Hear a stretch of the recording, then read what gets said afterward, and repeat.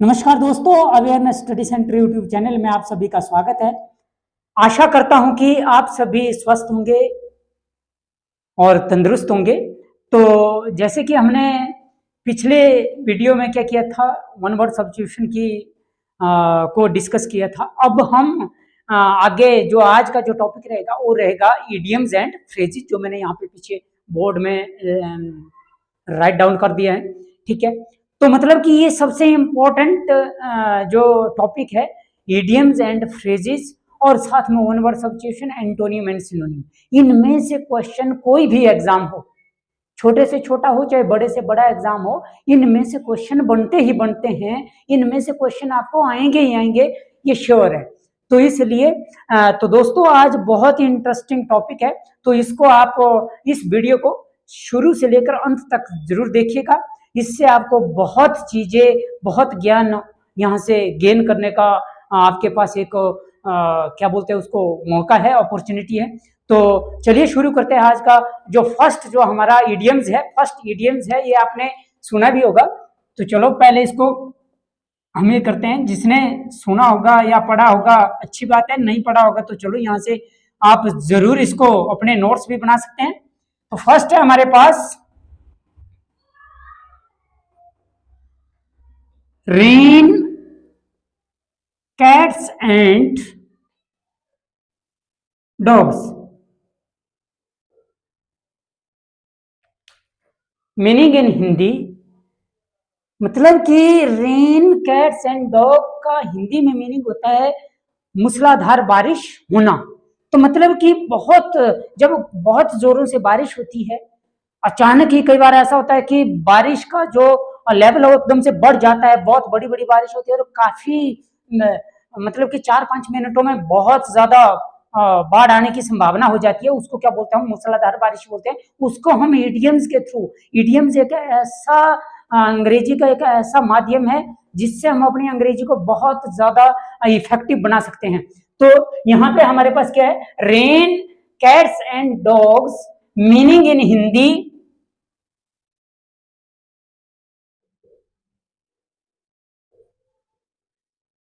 मूसलाधार, सॉरी,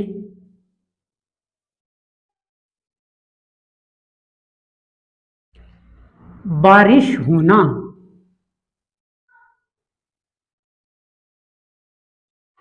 जब बारिश जोरों से होती है तो उसको हम क्या बोलेंगे, मूसलाधार बारिश बोलेंगे। तो इसको हिंदी में बोलते हैं, सॉरी, इसको इंग्लिश में बोलते हैं रेन हैवली। इंग्लिश में मीनिंग है इसका रेन हैवली, मतलब कि बहुत जोरों से बारिश होना, मतलब कि मूसलाधार बारिश होना। ठीक है,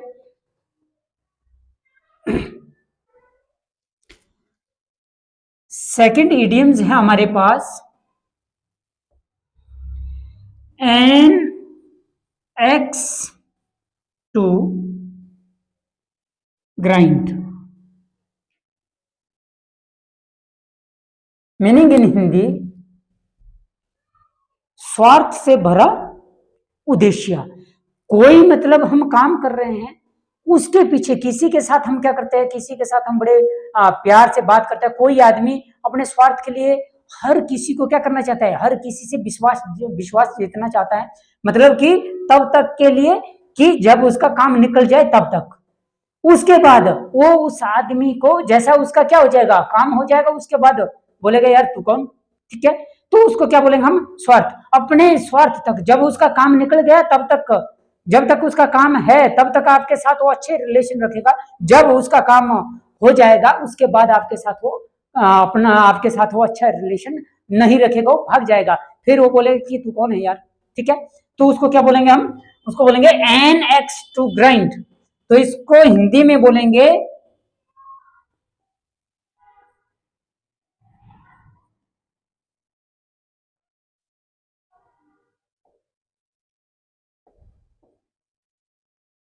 स्वार्थ से भरा उद्देश्य। मतलब कि जो भी उसका क्या रहेगा, एम रहेगा, गोल रहेगा, वो रहेगा अपने स्वार्थ को, अपना काम निकालना, बस वहां तक ही सीमित, तो उसको बोलेंगे हम, क्या बोलेंगे, उस व्यक्ति को बोलेंगे एन एक्स टू ग्राइंड। वो व्यक्ति क्या करेगा, अपना स्वार्थ देखेगा, अपना काम निकालेगा और फिर क्या हो जाएगा, भाग जाएगा। तो इसको हिंदी में, सॉरी इंग्लिश में बोलेंगे अ पर्सनल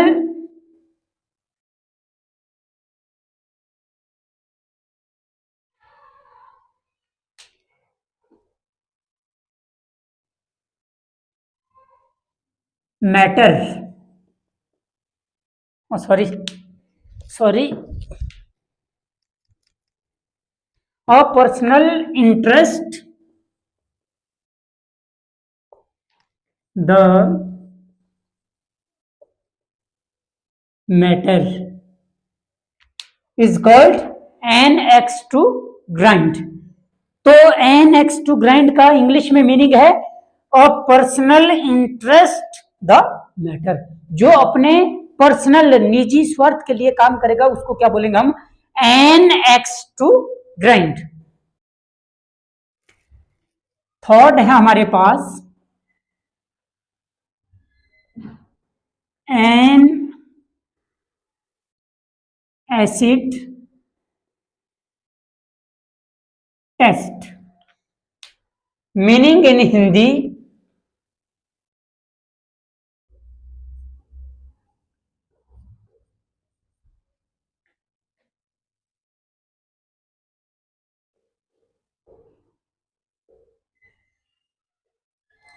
गंभीर परीक्षण।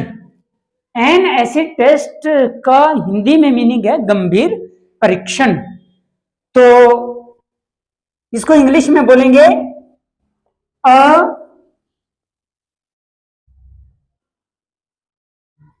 Critical test. इंग्लिश में क्या बोलेंगे, a critical test is called an acid test.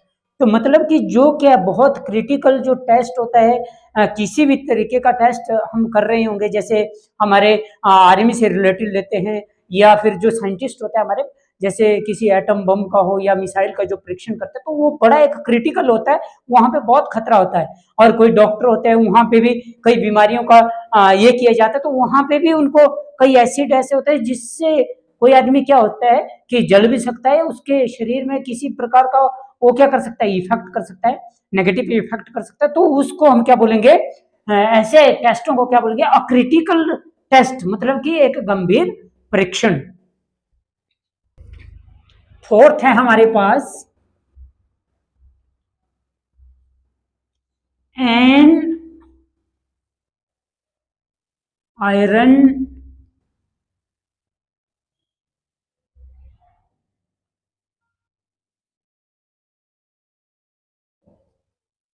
Bill.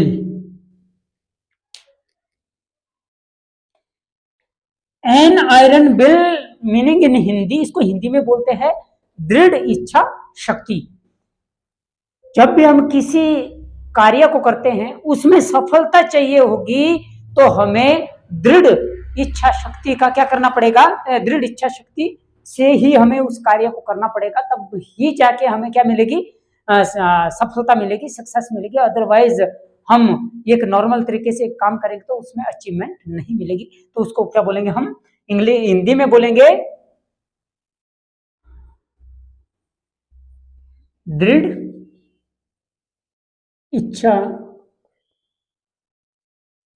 शक्ति। तो इसको इंग्लिश में बोलते हैं, इंग्लिश में इसका मीनिंग है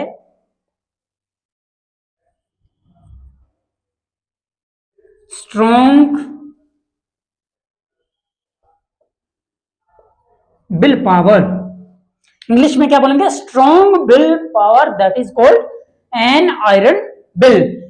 जब तक हम अपनी दृढ़ शक्ति को, मतलब दृढ़ जो हमारी बोलते हैं कि दृढ़ इच्छा शक्ति क्या होती है, दृढ़ इच्छा शक्ति का मतलब कि हमारे को अपने आप में पेशेंस रखना। इसका मीनिंग हुआ कि पेशेंस, तो मतलब कि पेशेंस होना बहुत जरूरी है। अगर हमें किसी चीज को, जैसे मैंने किसी टेस्ट की तैयारी करनी है, मेरे को सरकारी नौकरी चाहिए, तो हमारे पास दृढ़ क्या होना चाहिए, इच्छा शक्ति होनी चाहिए। दृढ़ इच्छा शक्ति का मतलब ये हुआ कि आपको कम से कम 8 से 10 घंटे दिन में पढ़ना ही पड़ेगा। और मन तो हमारा क्या करता है, जब हमारे को अपने मन को कंट्रोल नहीं, जब तक हम अपने मन को कंट्रोल नहीं कर सकते हैं तब तक हम किसी भी चीज को अचीव नहीं कर सकते। उसी को हम क्या बोलते हैं, दृढ़ इच्छा शक्ति बोलते हैं। तो इसको भी आप नोट डाउन कर लो। फिफ्थ है हमारे पास at a loss. Meaning in Hindi, इसको हम बोलते हैं एट अ लॉस को निर्णय न ले पाना। मतलब कि कोई व्यक्ति है जो बिल्कुल भी डिसीजन नहीं ले पाता है, उसको क्या बोलेंगे हम, एट अ लॉस। तो इसको हिंदी में बोलेंगे हम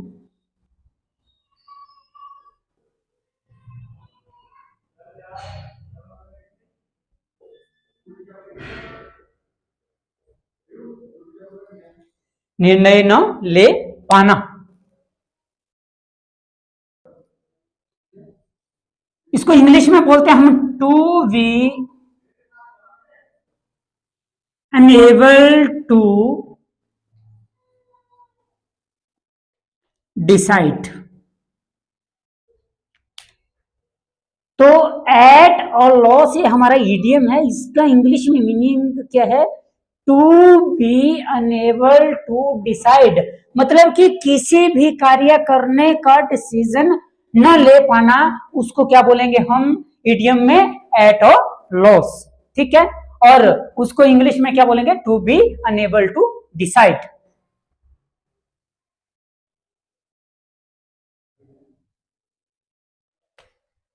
सिक्स्थ है हमारे पास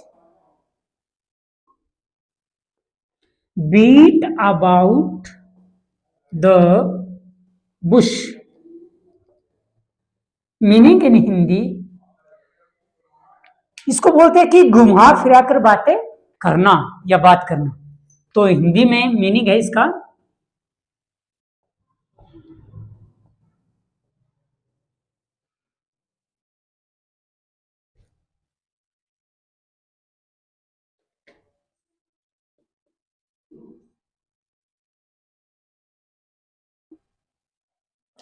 इसको इंग्लिश में बोलेंगे,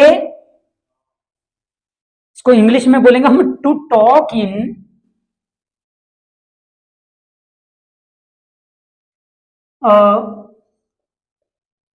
राउंड अबाउट। तो इंग्लिश में क्या हमारे पास, बीट अबाउट द बुश। इसको हिंदी में बोलेंगे घुमा फिरा कर बात करना। कोई व्यक्ति होता है कि किसी व्यक्ति को डायरेक्ट नहीं बोलता है, परंतु उस व्यक्ति को वो बोलना चाहेगा, परंतु वो घुमा फिरा कर उसी व्यक्ति को क्या करता है, उस बात को सुनाता है। ठीक है, तो उसको क्या बोलेंगे हम, इंग्लिश में बोलेंगे to talk in a round about. तो इसको भी आप नोट डाउन कर लो। सेवेंथ है हमारे पास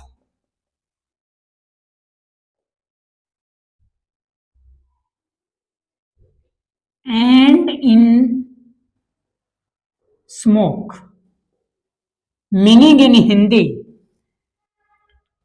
एंड इन स्मोक का हिंदी में मीनिंग है कोई परिणाम नहीं निकलना।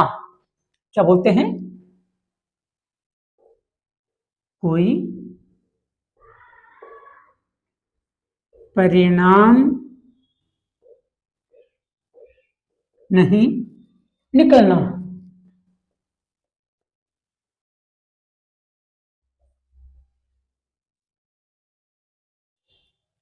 मीन्स कि जब हम कोई काम कर रहे होते हैं उसका कोई रिजल्ट ना आए तो उसको क्या बोलेंगे हम इडियम में, एंड इन स्मोक। तो इसको, इसका इंग्लिश में मीनिंग है come to nothing. Come to nothing is called end in smoke. तो उसको हम क्या बोलते हैं, एंड इन स्मोक बोलते हैं। एट्थ है हमारे पास कैच और straw. Meaning in Hindi,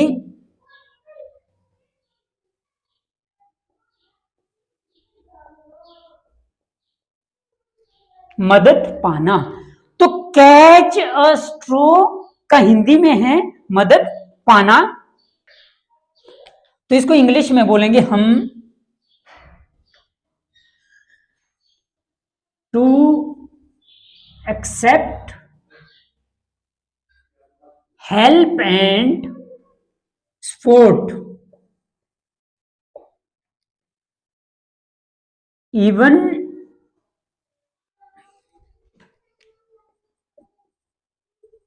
even from insignificant.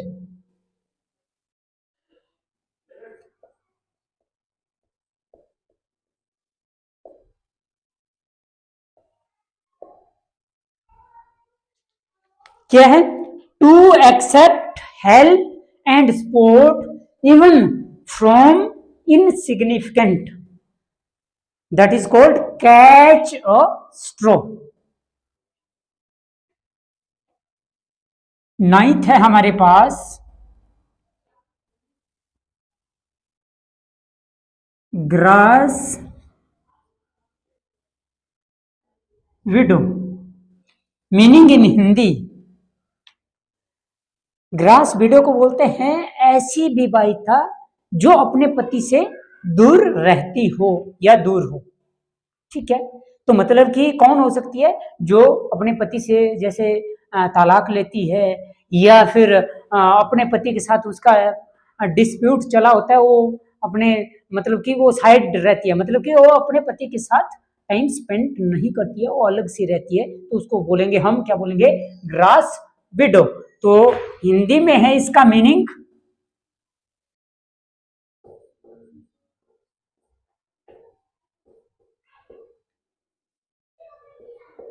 ऐसी विवाहिता जो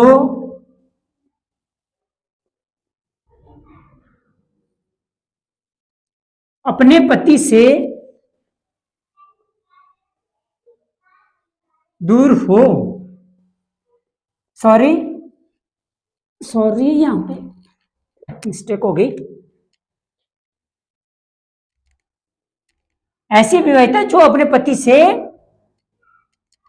दूर हो या दूर रहती हो।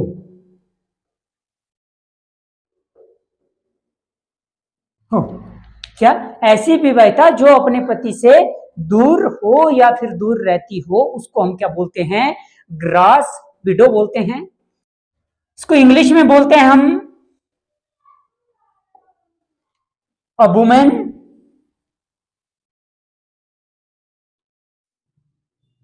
who is separated, sorry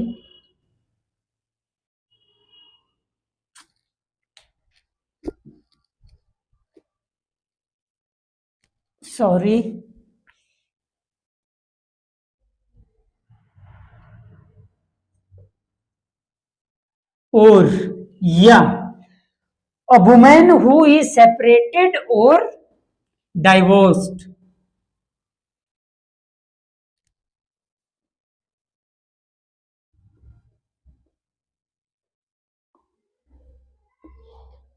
तो इंग्लिश में क्या बोलेंगे? A women who is separated और divorced, that is called grass window. उसको हम क्या बोलेंगे? ग्रास विडो बोलेंगे।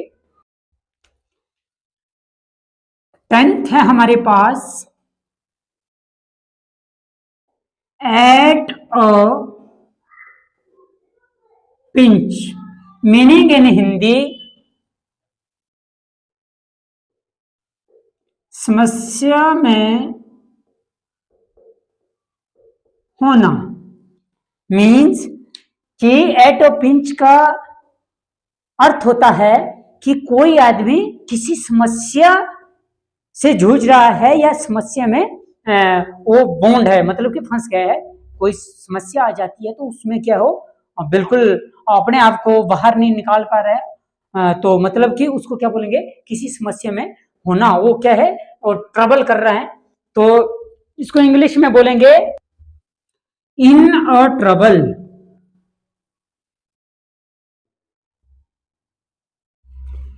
तो इसको क्या है? एट अ पिंच का हिंदी में है समस्या में होना। कोई व्यक्ति समस्या में हो उसको क्या बोलते हैं हम इडियम में, एट अ पिंच। और इंग्लिश में इसका मीनिंग क्या है, इन a trouble. In a trouble मतलब कि किसी समस्या या दुविधा में होना। तो दोस्तों मैं उम्मीद करता हूं जो मैंने पढ़ाया वो आपको अच्छे से समझ आया होगा। अगर इस वीडियो से रिलेटेड आपको कोई शंका हो तो आप हमारे कमेंट बॉक्स में कमेंट कर सकते हैं, मैं उसका रिप्लाई जरूर करूंगा। तो दोस्तों अगर आपको वीडियो अच्छी लगी हो तो वीडियो को लाइक करें, और चैनल पे नए हो तो चैनल को सब्सक्राइब करना ना भूलें। इसी के साथ आज का सेशन यहीं पे समाप्त करता हूं। तो कल फिर आपसे मुलाकात होगी एक नए वीडियो के साथ। तब तक के लिए मुझे इजाजत दीजिए। धन्यवाद।